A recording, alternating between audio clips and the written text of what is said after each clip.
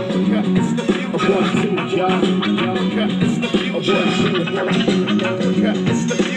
ain't no future unless we build it now.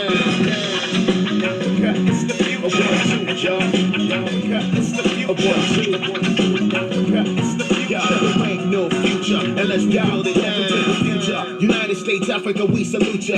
A new state of mind, I introduce ya. Close your eyes and visualize the rise of a new paradigm. Solar powered skyscrapers. Welcome to the Africa Must Unite podcast, a podcast dedicated to inspiring African people worldwide to rise up, organize, and struggle for Pan-Africanism, a unified, liberated, socialist Africa, the only permanent solution to the exploitation and oppression of African people, no matter where they happen to be born or happen to live in the world. Now please, welcome the hosts of Africa Must Unite.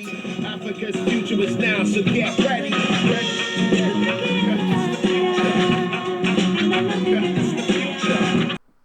Pan-African greetings. My name is Jendai. Welcome to the third promotional podcast for the 32nd GarveyFest celebration that will be presented virtually on Saturday, August 21st, beginning at 1 p.m. Central Standard Time on our Facebook page. Visit us at www.facebook.com/Pan-African Socialist /. People often ask us, why are we so convinced that Pan-Africanism is the key to our liberation? Here is our explanation on why Pan-Africanism. Worldwide socialism will ultimately help cure the problems experienced by people around the world as a result of capitalism's negative impact. However, for African people, the quickest cure is Pan-Africanism. Instead of waiting years and years for institutions to be changed to guarantee fairness to all no matter what their skin color, Pan-Africanism will give African people the much-needed jumpstart toward full equality and justice. In many locations of the world, African people make up only a small fraction of the population. In the U.S., that fraction is 13.5%. Being such a small number of people living on someone else's land, African people in the U.S. can only come to the bargaining table as beggars, dependent on the kindness and fairness of others. No people have ever managed to free themselves when their land has been controlled and exploited by another people. Fortunately, despite hundreds of years of exploitation, Africa is still the wealthiest land base on the face of the earth. Power comes from the wealth that is produced by that land, for no people can achieve equality by begging for it. Wealth gives one the power to demand fair treatment, fair prices for goods and services, which all translates into respect and finally liberation. In other words, land equals wealth equals power equals respect equals liberation. With a united socialist Africa, African people will be able to stand on their own feet with their own wealth solidly behind them. African people will be able to demand justice as well as to trade on an equal footing. And African people will have a new image, one of a powerful, beautiful people wherever they happen to live in the world. Before China closed its doors and freed itself from Western imperialism, a popular saying existed throughout the West, particularly in the U.S. Quote, "You don't stand a Chinaman's chance in hell of doing something," end quote. The Chinese people condition throughout the world was so lowly that they were called niggers. Today, Chinese are thought of as very intelligent people. It doesn't matter whether she ever opens her mouth.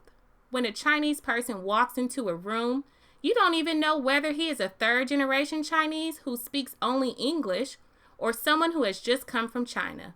It does not matter. The image of the Chinese has evolved along with the evolution of the land base, China. Sisters and brothers, at home and abroad, Let us all stand up and be counted as a part of the African Revolution to defeat global capitalism and build Pan-Africanism. Join the Pan-African Revolutionary Socialist Organization today. Forward ever, backward never. And don't forget to join us on Saturday, August 21st, 2021 at 1 p.m. Central Standard Time, when we will discuss the primacy of Africa, the women of the UNIA, and much more. Remember, organization is the key. Join us, the Pan-African Revolutionary Socialist Party, or some other revolutionary Pan-African Socialist Party. A union of African socialist states is not only possible, it's coming. I think the important thing for people to understand is that in America we have an education system that does not speak to the needs of African children. We want to be able to be who we are, talk how we talk, walk how we walk, live how we want to live, and be producers and providers for our children in the future. We want to be African. When the weight of the world is on your shoulders, take the power within and then you say, I know I can make it African. When the pain in this world try to consume you, they can do what they want, cause I will never stop growing, and we can make it African. From ancient love and family, we gave the world humanity. We made this world a sacred place. We gave the world philosophy. We gave the world its chemistry. We found the world of time and space. From pyramids to ancient seas, we gave the world integrity. So now we standing tall, yeah. We gonna make it. We African. When the world is on your shoulders, take a power within and then you say, I know I can make it African.